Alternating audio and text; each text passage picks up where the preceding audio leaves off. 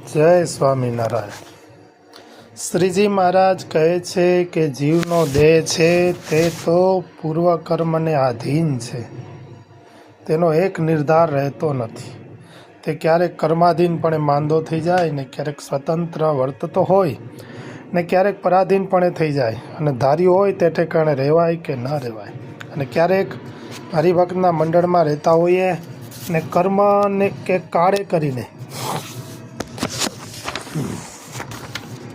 નોખા પડી ગયા અને એકલા રહી જવાય ત્યારે નિયમ રાખવાની દ્રઢતાનો કોઈ મેળ રહેતો નથી.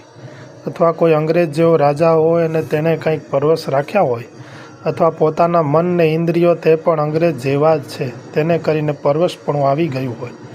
જેમ કે કાને કરીને સંભળાતું ન હોય, પગેથી ચાલવાની શક્તિ ન હોય, આંખે વાંચી શકાતું ન હોય, ભગવાનના દર્શન થતા ન હોય, જમાતું ન હોય કે જમવાતું હોય પરંતુ ખોરાક પચતો